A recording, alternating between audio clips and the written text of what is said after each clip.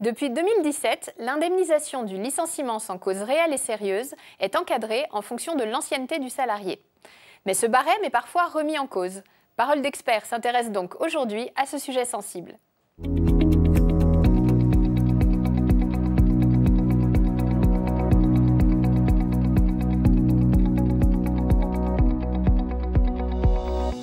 Bonjour à tous, bonjour Christophe. Bonjour Bénédicte.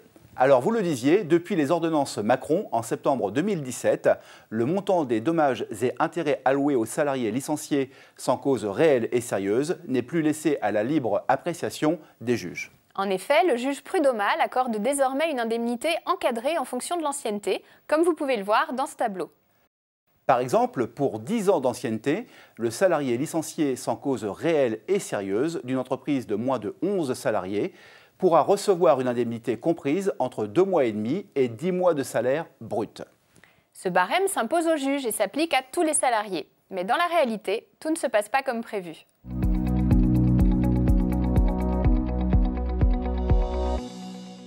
En effet, Bénédicte, depuis septembre 2018, à plusieurs reprises, des conseils de prud'homme ont censuré ce barème d'indemnisation. Ils estiment que ce dernier viole la Charte sociale européenne et la Convention numéro 158 de l'Organisation internationale du travail.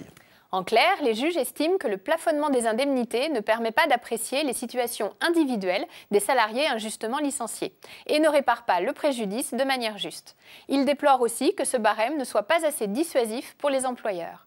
En réaction, le Conseil de prud'homme d'Angers, par exemple, a indemnisé un salarié ayant 12 ans et 9 mois d'ancienneté à hauteur de 12 mois de salaire, alors que le barème prévoyait entre 3 et 11 mois. Alors peut-on déroger à ce barème ?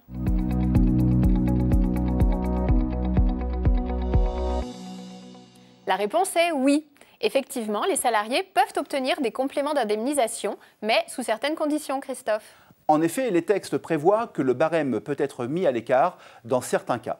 Par exemple, si les faits reprochés sont liés à un harcèlement moral, les juges peuvent prononcer la nullité du licenciement.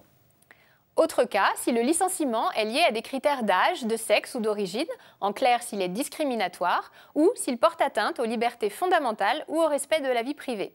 Dans ces cas, le juge peut octroyer des indemnités supérieures au plafond.